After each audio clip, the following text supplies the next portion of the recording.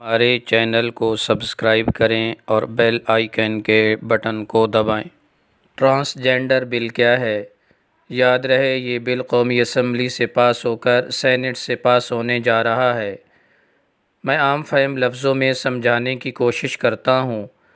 اس قانون کے تحت کوئی بھی مرد یا عورت اپنی خواہش پر نادرہ کے دفتر جا کر اپنی جنس تبدیل کرا سکے گا، یعنی لڑکی اپنا حلیہ لڑکوں والا بنا کر نادرہ آفس میں کہے کہ میں نے اپنی جنس تبدیل کرانی ہے، لہٰذا آپ میرا نام خالدہ بی بی کی بجائے خالد خان لکھ دیں اور جنس کے خانے میں لڑکی کی بجائے لڑکا لکھ دیں، تو اس قانون کے مطابق نادرہ والے ایسا کرنے کے پابند ہوں گے۔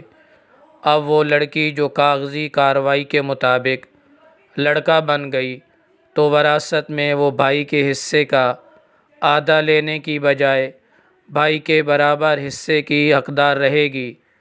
ایک تو قرآن میں اللہ کے مقرر کردہ حصوں کی خلاف ورزی، دوسری یہ کہ یہ بناوٹی لڑکا یعنی حقیقتاً لڑکی کسی لڑکی سے ہی شادی کرے گا، جیسا کہ مغربی دنیا میں ہم جنس سے شادی ہو گئی۔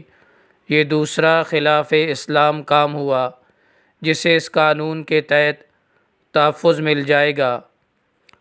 جب ایک لڑکا نادرہ آفس میں جا کر اپنی جنس لڑکی لکھوا لیتا ہے شناختی کارڈ پر، اور پھر وہ لڑکیوں کا سا حلیہ بنا کر دوسروں کے گھروں میں لڑکی بن کر بے دھڑک چلا جاتا ہے، تو وہ کیا کیا گل کھلائے گا، گاڑی میں سفر کرے گا تو عورتوں کے ساتھ بیٹھے گا، عورتوں کی محفل میں شامل ہو کر کیا گل کھلائے گا، اس تصور سے رونگٹے کھڑے ہوتے ہیں۔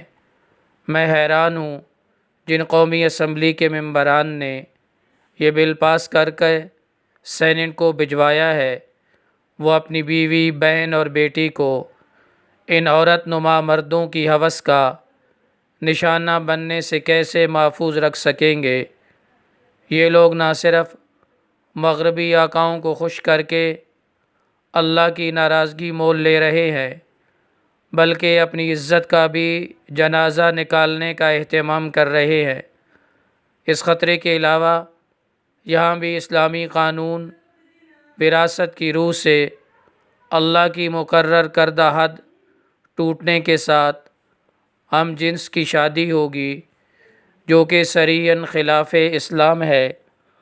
علماء کرام بھی اس غیر شرعی بل کے خلاف ایک مؤثر آواز اٹھانے جا رہے ہیں۔